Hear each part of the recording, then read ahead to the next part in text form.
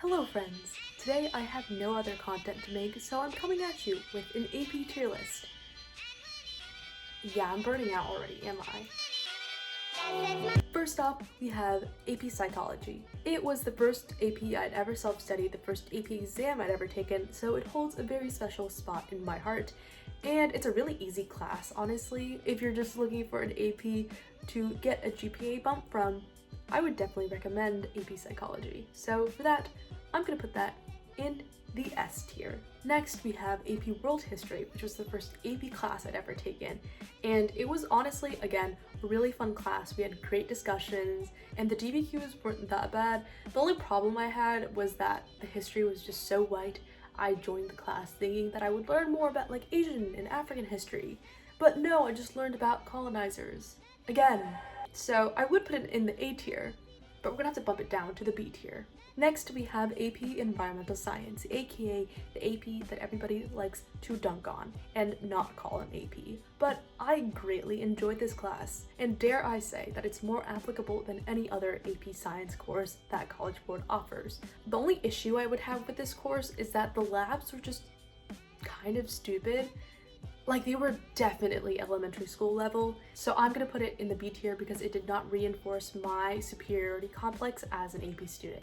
For real though, take this class, you won't get depression like you will from the other AP science courses. Now we have the bane of my existence, AP Calculus. I took Calculus AB. I say took, I dropped it after quarter one, so maybe I don't have the realms to speak, but it's just so much busy work. It wasn't a necessarily hard class.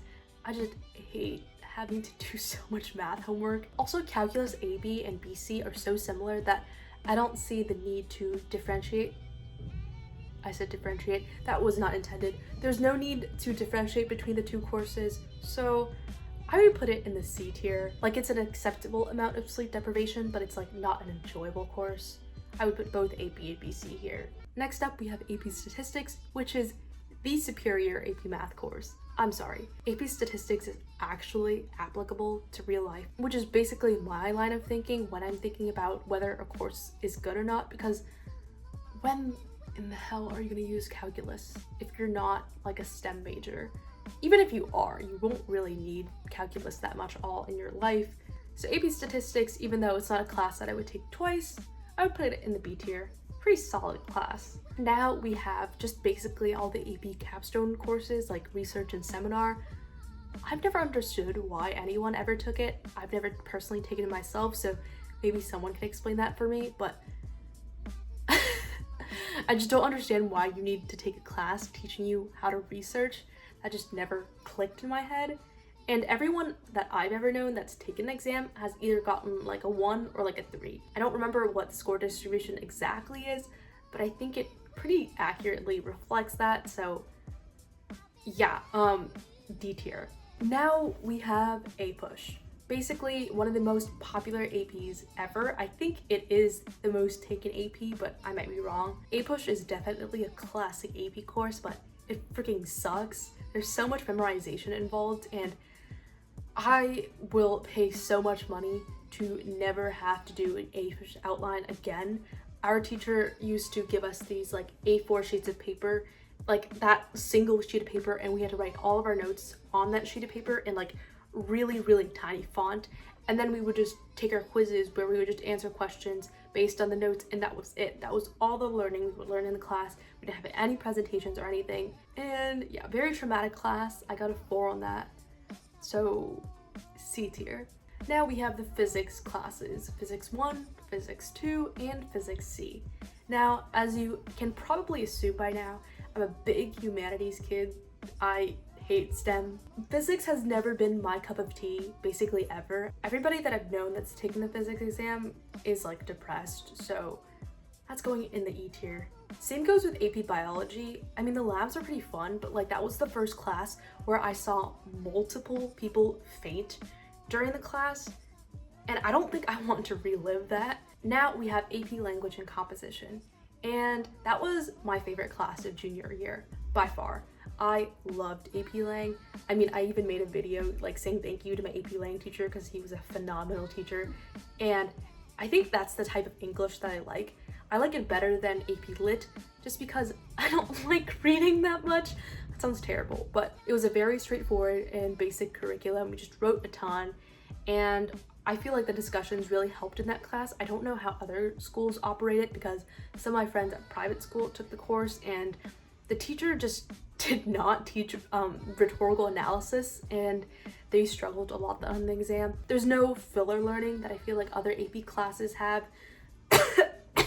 The entire Myers psychology textbook, and it was just straight to the point.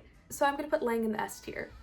Definitely not because my AP Lang teacher knows this channel exists. STEM kids, if you've been preparing your pitchforks this entire video, now is your redemption arc, because we are evaluating AP Comp Sci Principles and AP Comp Sci A. And I would put both of these in the A tier just because they're pretty solid classes. I feel like you learn something that is pretty important and like applicable again. I remember last time we had in-person exams for Comp Sci A, literally half of the exam room was asleep midway through the exam, and we mostly all passed, so yeah, just take it.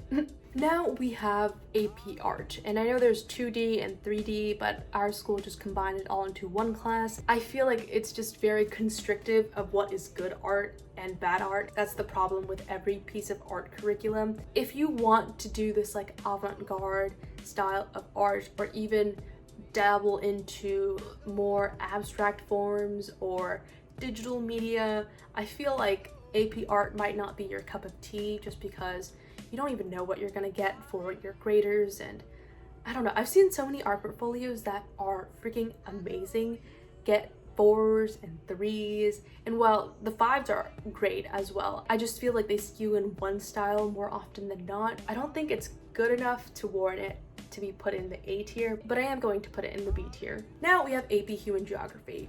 Now this class is a bit tricky. I feel like if you look at first glance, it has like the worst fail rate, or the highest fail rate out of all the APs, but it's a pretty basic course. I would 100% recommend you self-study it, wink wink, but I think it lends itself to so many of the other AP courses like AP World or AP Environmental Science that you can take this with ease if you've already taken those.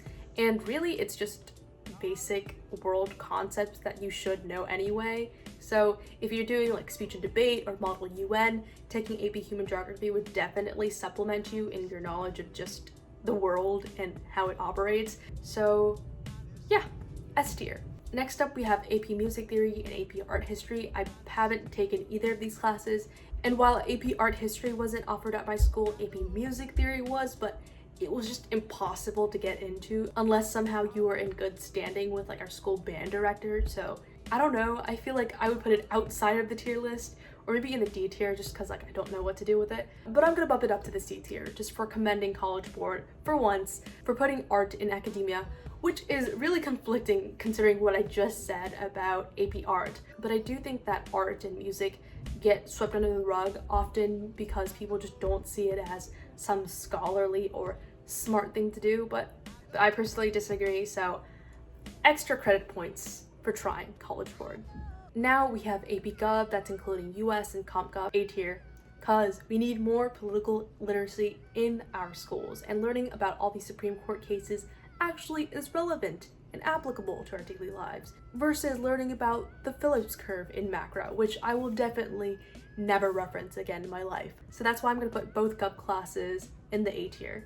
Now we have European history, which I thought about for a while because I trash talked world history so much at the beginning, but at least you get what you see with European history. I feel like with world history, you're kind of scammed out of actually learning about minorities and people of color, but you get what you get. So I'm gonna put it in the A tier, definitely not because I got a 5 on the exam.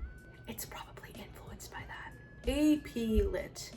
Honestly, AP Lit is like the most irrelevant class ever because you don't get credit for it mostly if you've taken AP Lang.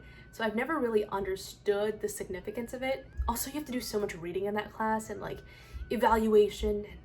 I'm just not that type of person, so I'm gonna put it in the C tier. It's not a terrible class, but why take it when you have Lang? AP Chemistry. If you take this course and you willingly take it and you enjoy it, what childhood trauma have you gone through? And do you need me to call your therapist? Let me know.